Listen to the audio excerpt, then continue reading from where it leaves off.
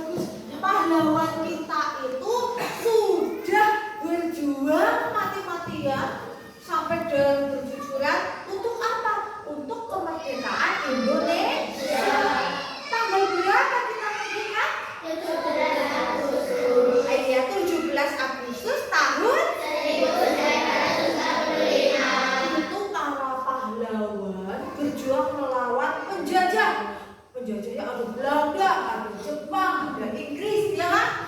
Dilawan pakai bambu runcing, pakai celurit, pakai arit, pakai pacul, ya kan? Iya, zaman dulu kayak gitu, pakai bambu runcing. Lah itu untuk apa? Untuk kemerdekaan Indonesia. Lah tugas kita ngapain sekarang kalau kita sudah merdeka? Tugas kita adalah mengisi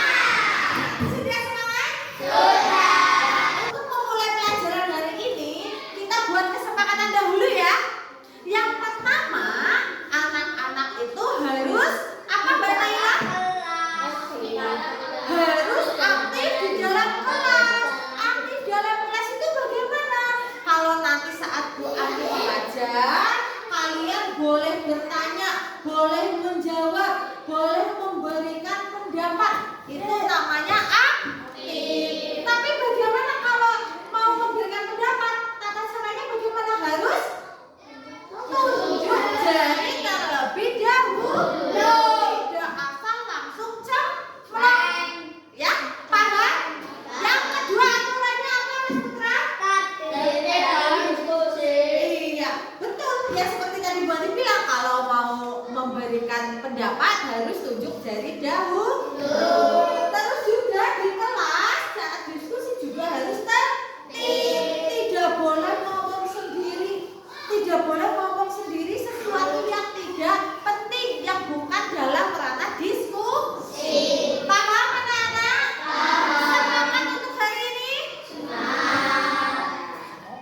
Selanjutnya, coba anak-anak lihat. Ini ada gambar apa anak-anak? Lampu lalu lintas. Ada yang jawab juga lampu banjo. Ada lagi? Kalau anak kecil biasanya lampu abang hijau kuning. Iya tidak? Iya. Ini namanya lampu lalu lintas. Biasanya nyalanya tiga-tiganya atau bagaimana? Satu-satu. Dari warna apa dulu biasanya? Setelah merah warna apa, Justin? Justin. Kalau setelah merah biasanya warna apa yang muncul, Justin? Orange atau kuning ya. Oke, setelah orange atau kuning itu biasanya munculnya warna apa lagi, Adek? Hijau. Ada pernah lihat tidak? Setelah warna orange terus merah lagi, ada yang pernah lihat? Ada yang pernah lihat habis merah langsung hijau? Ada yang pernah lihat, Cu? Tidak ada ya? Pasti nyalanya habis merah, kuning, terus hijau. Tidak mungkin dari hijau langsung kuning. Tadi kuning dulu baru hijau. Habis hijau baru merah lagi. Habis merah kuning lagi. Kayak gitu ya? Secara ini namanya menyala secara berurutan. Nah, hari ini kita akan belajar mengenai itu semua, mengenai pola. Nah, kita akan belajar nanti definisi berpikir komputasional dengan benar. Nah, di dalam berpikir komputasional nanti juga kita akan berpikir mengenai pola dan lain banyaknya. Selanjutnya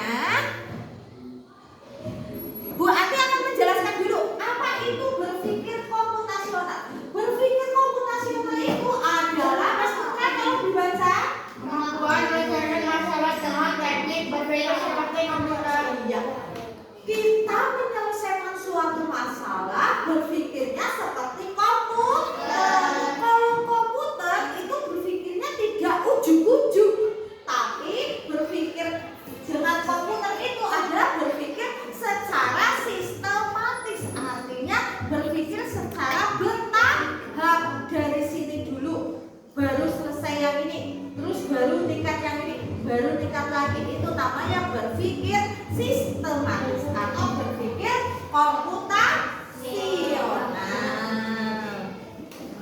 Nah, prinsip berpikir komputasional itu ada 4. Yang pertama berpikir decomposition, artinya berpikir pemecahan masalah. Yang kedua ada berpikir pengenalan pola. Yang ketiga ada menyaring. Yang ketiga relevan.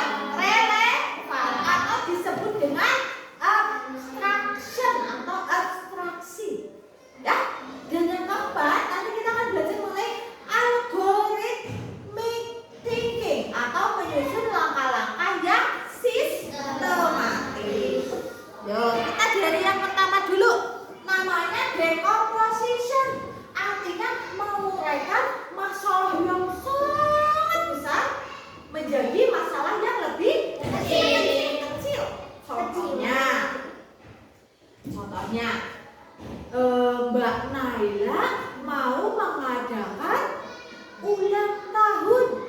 Wah, pesta ulang tahun kan bisa sekali ya. Lah, tapi kalau pesta ulang tahun isinya nanti harus ngapain ya? Lah, dari masalah pesta ulang tahun itu kita uraikan menjadi yang lebih kecil-kecil lagi. Yang pertama, Naila itu harus memilih apa dulu, Nay? Memilih tempat pesta. Pestanya tuh mau dilaksanakan di rumahnya Naila, apa di gedung, atau mau di sekolahan? Itu kan harus memilih ya. Selanjutnya, yang kedua, apa lagi, Nay? Membuat undangan. Siapa saja yang mau diundang. Kalau tidak ada undangan, ada yang datang tidak, teman-teman? Tidak. Jadi Naila harus membuat undangan satu-satu untuk Adel, untuk Rizka, untuk Luna, gitu kan? Yang ketiga apa, Naila? Menyiapkan kue. Untuk dan di atasnya kue biasanya ada apa aja, Nay? Lilin, detail. Itu. Jadi masalah besarnya adalah mengadakan pesta ulang tahun. Lah, nanti dipecah-pecahkan menjadi berbagai masalah yang lebih kecil. Paham anak-anak? Itu dinamakan dekomposisi. Selanjutnya ada pattern recognition atau pengenalan pola, yaitu mengidentifikasi kesamaan pola suatu masalah untuk dicari solusinya. Nah, contohnya yang atas. Dari 2 ke 4 kira-kira tambah berapa? 2. Dari 2 ke 4 tambah berapa?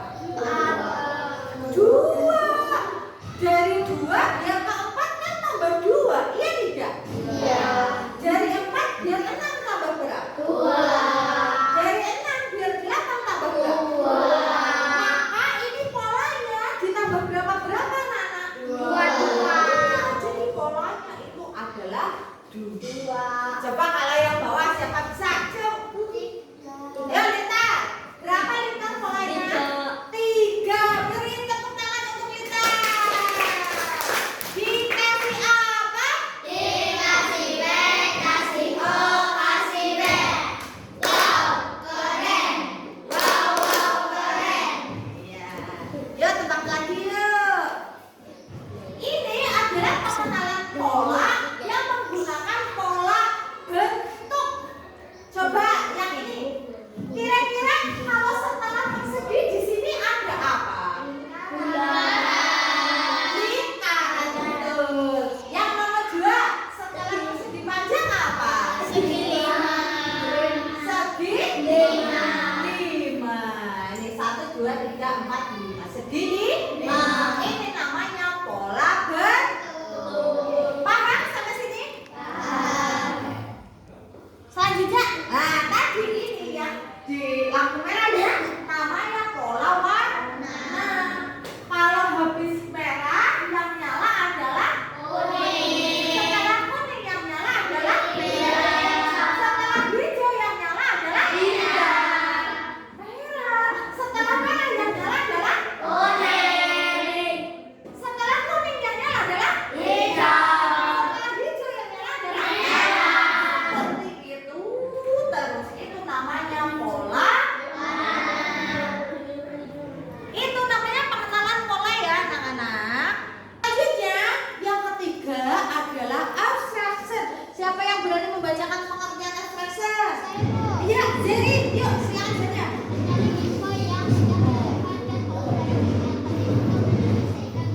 Oke, dikasih apa? Dikasih B, kasih O, kasih B. Wow, keren. Wow, wow, keren. Terima kasih Mbak Jerry. Betul, abstraction itu adalah mencari info-info yang tadinya infonya banyak banget disaring menjadi info-info yang relevan. Yang tidak relevan, yang hoax-hoax itu nanti infonya akan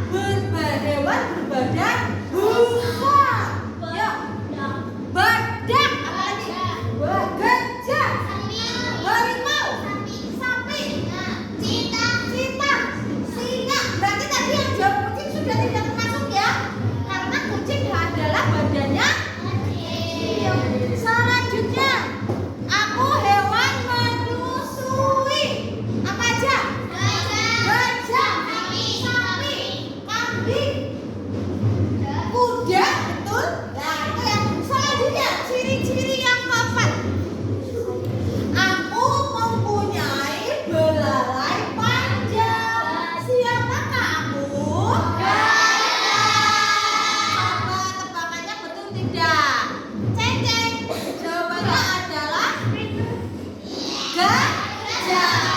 Itu namanya abstraction.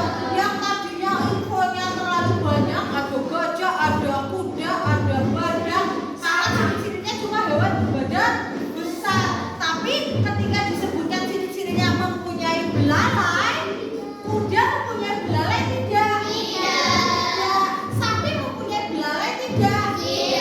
Yang mempunyai belalai adalah selanjutnya yang keempat yaitu berpikir algoritmik atau algoritmic thinking. Siapa yang berani membaca pengertiannya? Oke, Barista.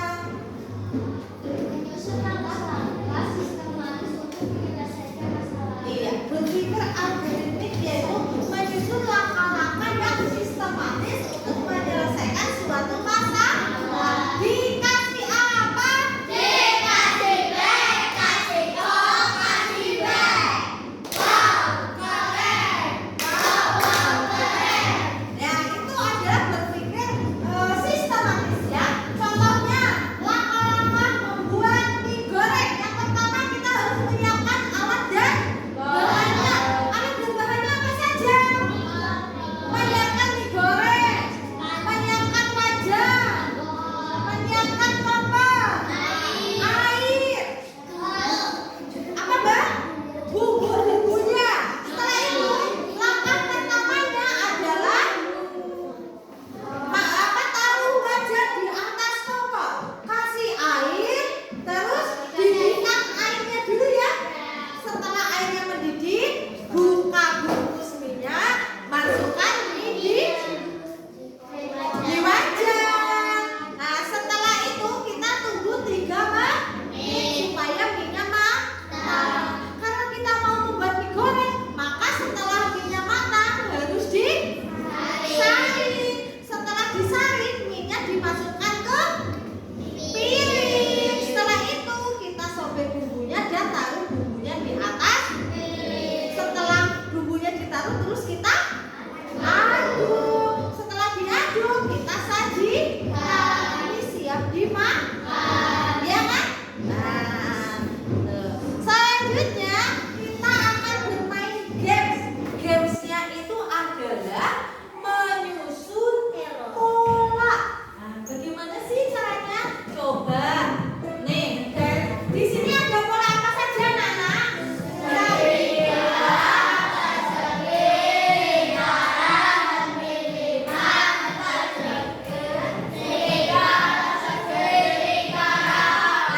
Nanti anak-anak menyusun pola yang ada di bawah ini agar menjadi pola-pola di sini.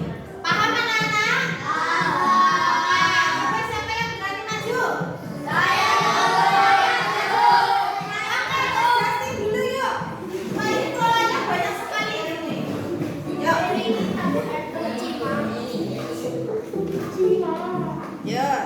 Yang pertama segitiga. Oke.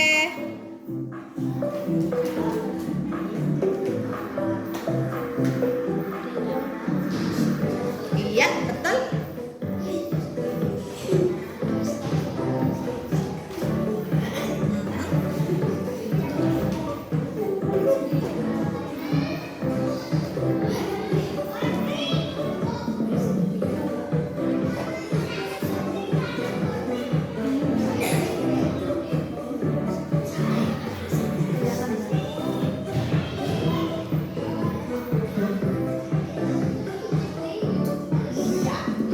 Tariknya yang benar. Oke. Coba kita periksa polanya Justin ya. Ke bawahin Mas. Nah, di sini ke bawahin. Kita periksa polanya Justin benar apa tidak. Ini masih ada satu Mas belum. Sudah ya? Oke, kita periksa ya. Oke, betul. Beri tepuk wow buat Mas Jadi. Dikasih apa? Dikasih B, kasih O, kasih B.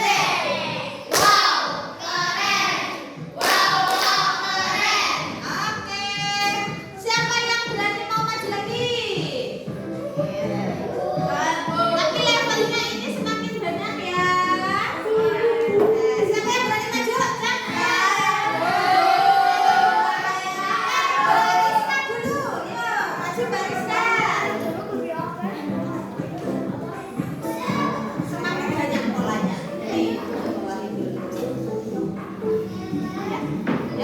masukkan yang ini ya, gambar-gambar ini.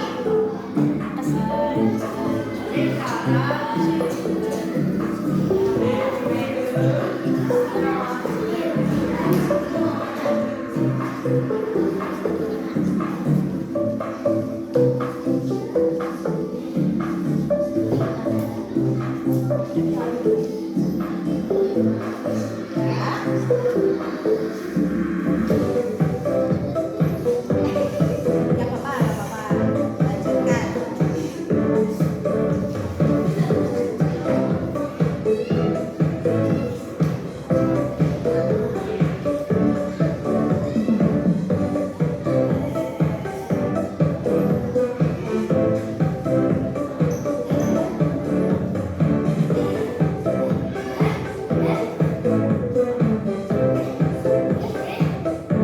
Sudah? Sudah? Coba kita periksa ya, ke bawahin. Kita periksa jawabannya. Oh, ternyata punya Mbak Zerin, Mbak Rizka masih salah. Tidak. Nanti kita coba lagi ya, Mbak Rizka ya. Selanjutnya siapa lagi yang berani? Oke, Mbak Adel, silakan maju. Ya, maju lagi. Ya, masukkan ini di kolom-kolom ya.